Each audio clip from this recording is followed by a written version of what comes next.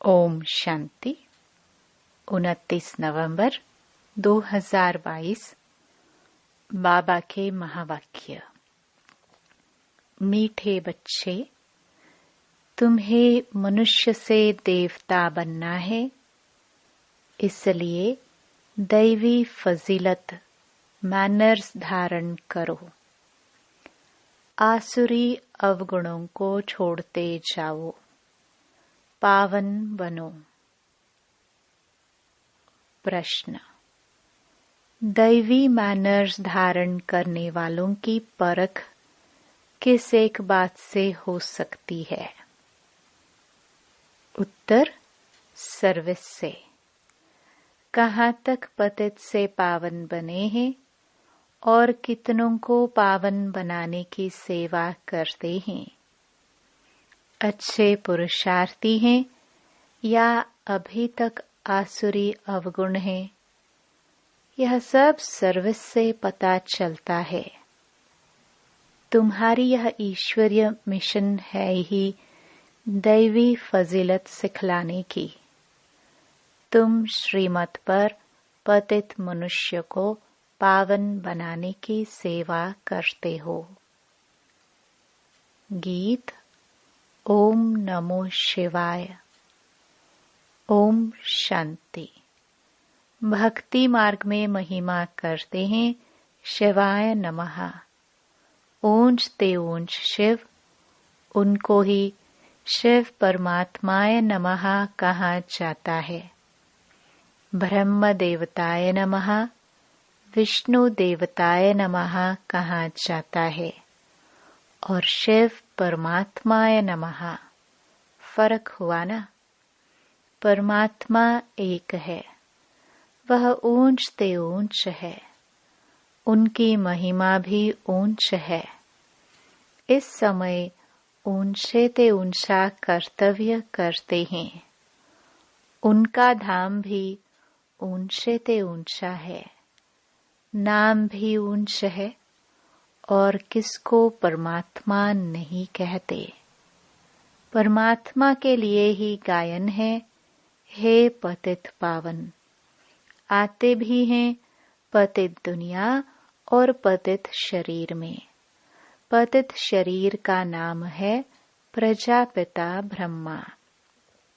इसमें प्रवेश कर कहते हैं, मैं बहुत जन्मों के अंत वाले साधारण मनुष्य तन में प्रवेश करता हूँ।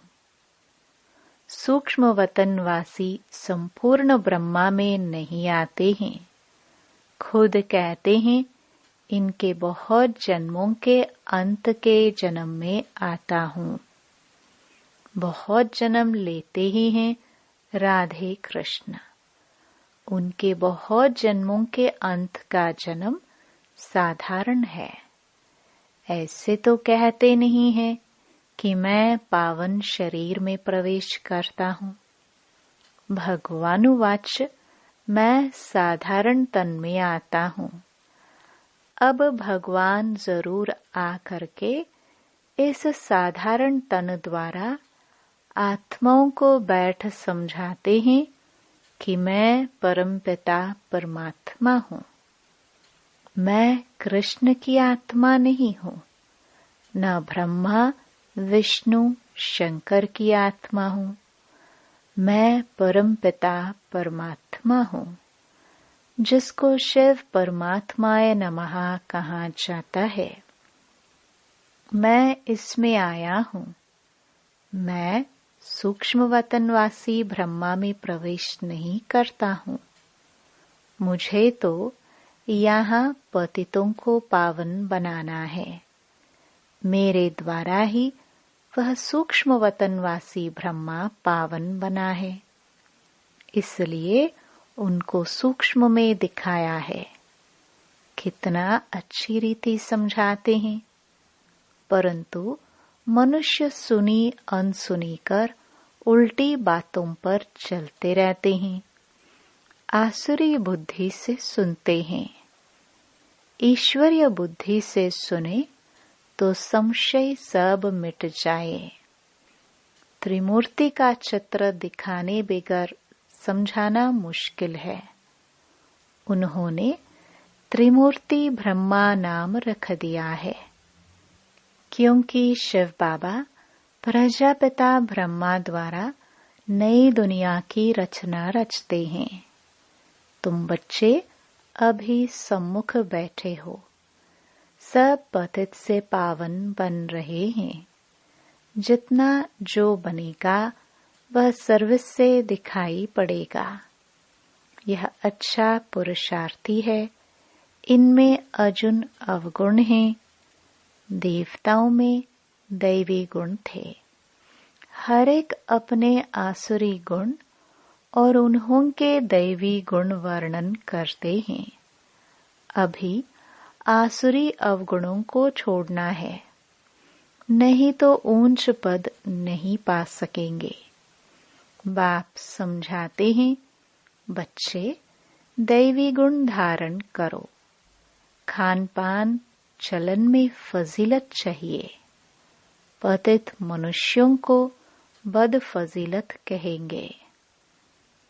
देवताएं फजीलत मैनर्स वाले हैं, तब तो उन्हों का गायन है। हर एक को पुरुषार्थ करना है, जो करेगा सो पाएगा। अब भगवान तुमको सहज राजयोग और ज्ञान सिखला रहे हैं। ज्ञान सागर एक बाप है, जो तुम्हें ज्ञान देकर सद्गति में ले जाते हैं। उन्हें ही सुखदेव भी कहा जाता है। तो यहाँ की सब बातें न्यारी हैं। जो ब्राह्मण बनने वाले होंगे, उन्हों की ही बुद्धि में यह ज्ञान बैठेगा। बहुत करके पूछते हैं, दादा को ब्रह्मा क्यों बनाया है? बोलो, इन बातों को बैठकर समझो। हम तुमको इनके 84 जन्मों की कहानी सुनाए। सब ब्रह्मा कुमार कुमारियां पावन बन देवता बन जाएंगे। पावन बनने बिगर वर्षा मिल नहीं सकता। भगवान ऊंच ते ऊंच निराकार शिव बाबा है। वर्षा देने के लिए जरूर ब्रह्मा तन में आएगा। यह प्रजापिता ब्रह्मा है। सूक्ष्म वतनवासी ब्रह्मा को प्रजापिता नहीं कहेंगे। वहां थोड़ी प्रजा रचेंगे। हम ब्रह्मा कुमार कुमारियां साकार में हैं, तो प्रजापिता ब्रह्मा भी साकार में है। यह राज आकर समझो। हम इस दादा को भगवान नहीं कहते। यह प्रजापिता है। इनके तन में शिव बाबा आते हैं पावन बनाने। यहाँ कोई पावन है नहीं। त्रिमूर्ति शिव के बदले त्रिमूर्ति ब्रह्मा कह दिया है, परंतु त्रिमूर्ति ब्रह्मा का कोई अर्थ नहीं है। ब्रह्मा को मनुष्यों का रचयिता भी कहते हैं, इसलिए प्रजापिता कहा जाता है। इसमें वह निराकार प्रवेश कर वर्षा देते हैं। सूक्ष्म वतनवासी ब्रह्मा पावन है। वह पतित से पावन बनते हैं। हम ब्राह्मण भी पतित से पावन देवता बनते हैं। शिव परमात्माय नमः कहा जाता है। ब्रह्मा विष्णु शंकर को देवता कहा जाता है। भगवान ही भक्तों का रक्षक है। वही सबको सद्गति देंगे। पतित पावन है तो जरूर आकर पतितों को पावन बनाएंगे।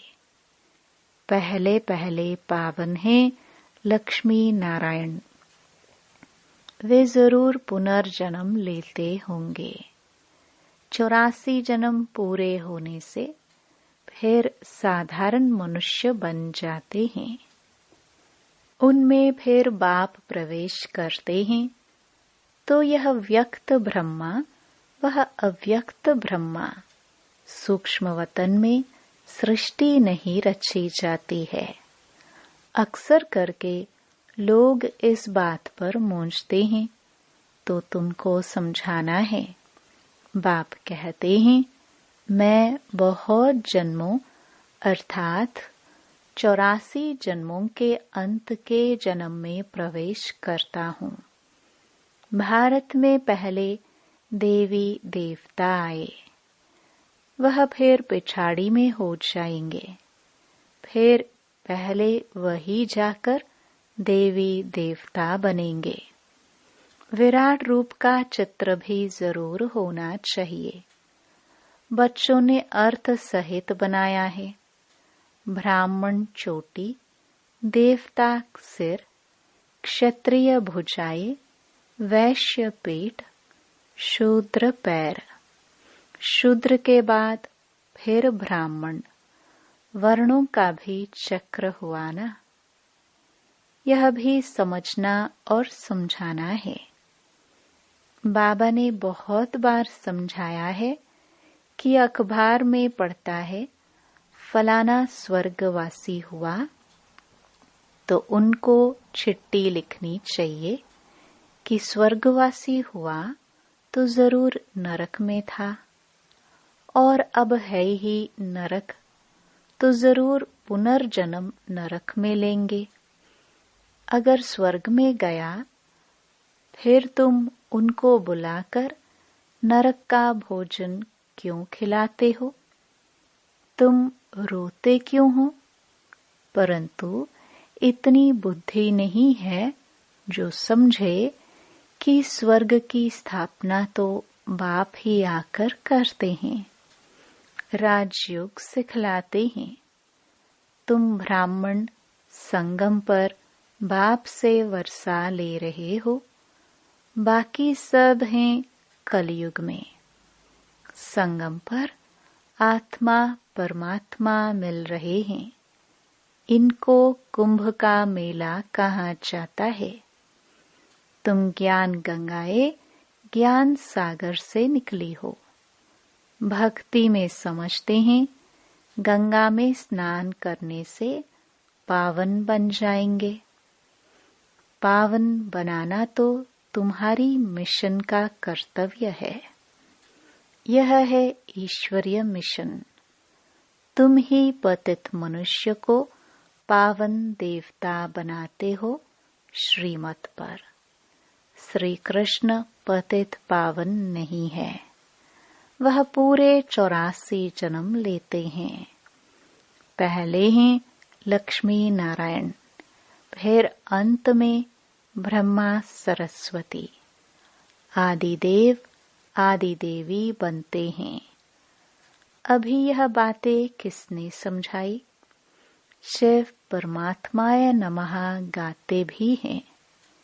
हे परमपिता परमात्मा, उनकी गत मत सबसे न्यारी है। वह श्रीमत देते हैं गति के लिए, गति और सद्गति, दुर्गति वालों की सद्गति करने वाला। उनकी श्रीमत सब मनुष्यों से न्यारी है। बाकी भक्ति मार्ग है घोर रात्रि, आधा कल्प है ज्ञान दिन।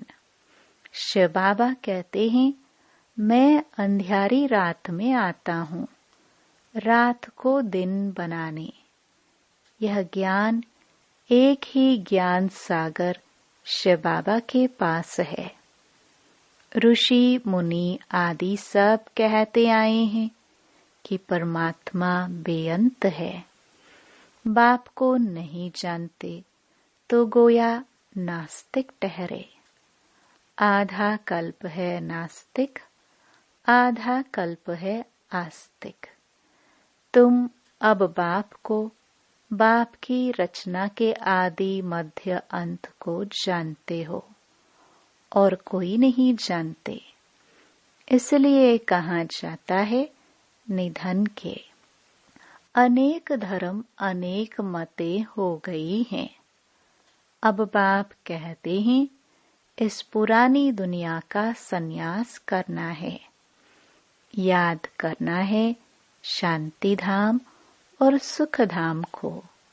जितना याद करेंगे उतना ऊंच पद पाएंगे।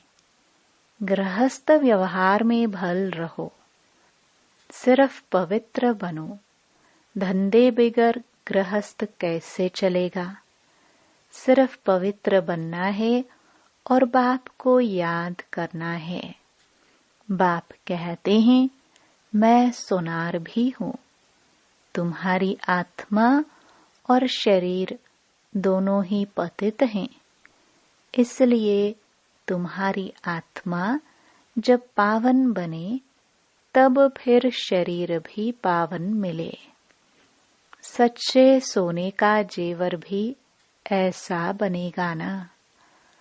अब तो आत्मा और शरीर दोनों ही आयरनेज्ड हैं। फिर पावन बनाने की युक्ति बाप बताते हैं। इसलिए कहते हैं, तुम्हारी गत मत श्रीमत सबसे न्यारी है। अभी तुम जानते हो यह सद्गति का रास्ता कोई बतला नहीं सकते हैं। गायन होता है तो जरूर कुछ करके गए हैं। अभी कलयुग है, फिर सतयुग होना है। संगम पर तुम बैठे हो। तुम ब्रह्मावंशी ब्राह्मण हो। कमलपूल समान पवित्र रहते हो। तुम्हारी माया के साथ युद्ध है। माया से ही कई फेल हो जाते हैं। काम का घूसा जोर से लगता है। बाबा कहते हैं, खबरदार रहो। अगर गिरा तो फिर किसी को कह नहीं सकेंगे कि काम महाशत्रु है। बाप कहते हैं, फिर भी पुरुषार्थ करो। एक बार हराया, दूसरी बार हराया, फिर अगर तीसरी बार हराया तो खत्म, पद भ्रष्ट हो जाएगा। प्रतिज्ञा की है तो उस पर पूरा रहना है। प्रतिज्ञा कर फिर पतित नहीं बनना चाहिए। परंतु सब तो प्रतिज्ञा पर कायम नहीं रहते हैं, गिरते भी रहते हैं। कोई फिर बाप को छोड़ भी देते हैं। बहुत भगाने वाले भी हैं। अंत में तुमको पूरा साक्षात्कार होगा कि कौन क्या बनेंगे। पुरुषार्थ पूरा करना चाहिए। जो दुख देते हैं वह दुखी होकर मरते हैं। बाप तो सबको सुख देने वाला है। तुम्हारा भी काम है सबको सुख देना। कर्मणा में भी किसको दुख दिया तो दुखी होकर मरेंगे। पद भी भ्रष्ट हो जाएगा। बेहद के बाप के साथ पूरा फरमान बरदार वफादार होकर रहना है। अच्छा, मीठे मीठे सिखिलदे बच्चों प्रति मात पिता बाप दादा का याद प्यार और गुड मॉर्निंग। रूहानी बाप की रूहानी बच्चों को नमस्ते। धारणा के लिए मुख्य सार। पहला, बाप के साथ वफादार फरमान बरदार होकर रहना है। कभी किसी को दुख नहीं देना है। दूसरा, बाप से पूरा वर्षा लेने के लिए पवित्र बनने का पुरुषार्थ करना है। काम की चोट कभी नहीं खानी है। इससे बहुत सावधान रहना है।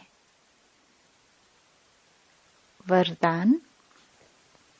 मालिकपन की स्मृति से शक्तियों को ऑर्डर प्रमाण चलाने वाले स्वराज्य अधिकारी भव।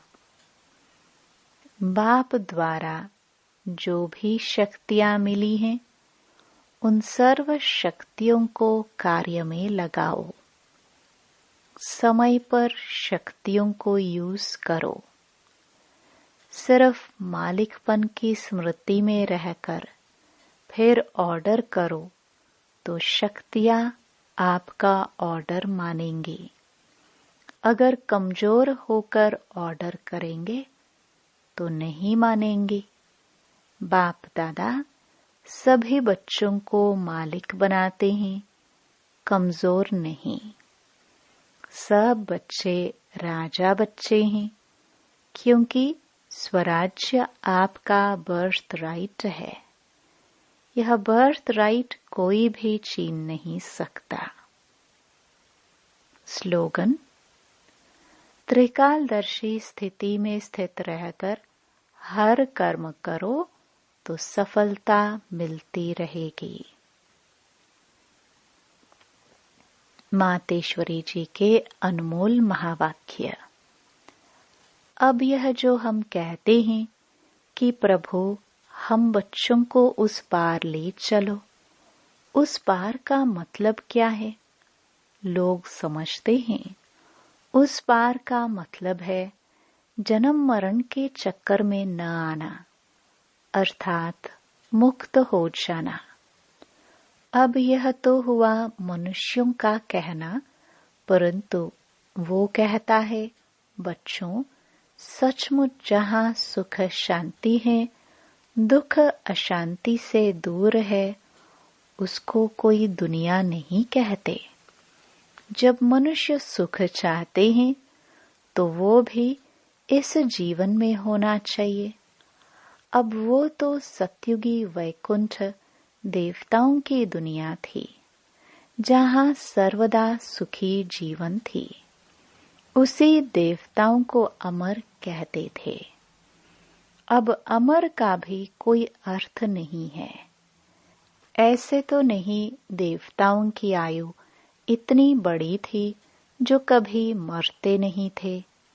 अब यह कहना उन्हों का रॉन्ग है, क्योंकि ऐसे है नहीं। उनकी आयु कोई सत्युग त्रेता तक नहीं चलती है, परंतु देवी देवताओं के जन्म सत्युग त्रेता में बहुत हुए हैं।